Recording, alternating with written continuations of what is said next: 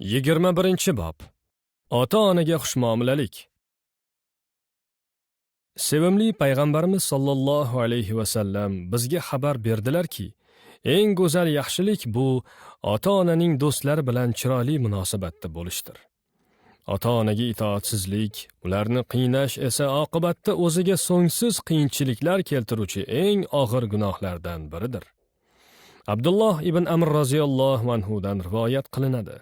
Rasululloh sollallohu alayhi va sallam aytdilar: eng og'ir gunoh bu o'z ota-onasini la'natlashdir. Ashabi kirom roziyallohu anhum so'radilar: qanday qilib odam o'z ota-onasini la'natlashi mumkin yo Rasululloh?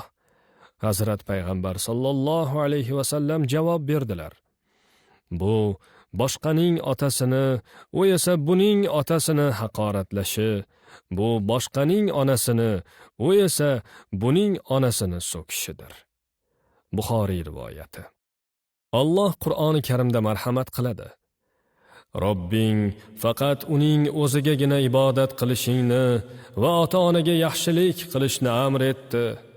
Agar huzuringda ularning birlari yoki ikkovlari ham keksalikka yetsalar, bas, ularga uf dema, ularga zajr qilma va ularga karamli so'z ayt. Ikkovlariga mehribonlik ila xokisorlik, qanotingni past tut va duoda ayt: ey Robbim, ular meni kichiklikda tarbiya qilganlaridek ularga rahm qilgin. Isro surasi 23-24 oyatlar. Alloh har bir mukallaf balog'at yoshiga yetgan bandani faqat o'zigagina ibodat qilishga buyurayotgan bir paytda buni ota-onaga yaxshilik qilishga buyurilgan amr bilan bir joyda bog'langan holda bayon qilmoqda. Xo'sh, bu amrlar o'zaro qay tarzda bog'lanadi? Bu amrlarda qanday bog'liqlik bor?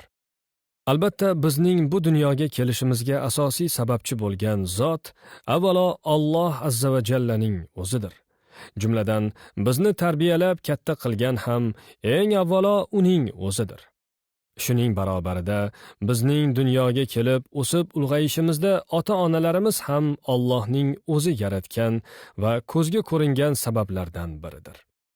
Alloh azza va jalla o'zining yaratuvchanligini, tarbiya kunandaligini, shafqatini barchamizni parvarishlab tarbiya qiluvchi aziz va mehribon ota-onalarimiz orqali bildirdi.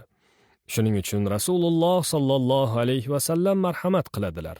Ota-onaga yaxshilik qilish nafl namoz, roza, haj, umra hamda Alloh yo'lidagi jihoddan afzaldir.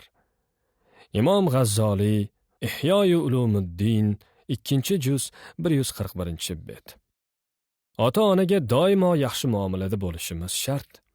Ayniqsa, keksaygan paytlarda qiladigan yaxshiliklarimizni ko'paytirishimiz lozim. Chunki aynan shu vaqtda ular qarovga har doimgidan ko'ra ko'proq muhtoj bo'ladilar. Shuning uchun ularni ranjitish u yoqda tursin, hatto oldilarida uf deyishdan ham tiyilishimiz ta'kidlanmoqda. Bu so'z inson biror narsadan malollanib qolgan paytda izhor qilinadigan eng kichik ifodadir. Ibn Abbos roziyallohu anhu deydilarki, ota-onaga bo'lgan munosabatda agar uf so'zidan ham ko'ra biror bir yengilroq ifoda bo'lganida edi, hech shubha yo'qki, Alloh azza va jalla undan ham qaytargan bo'lardi.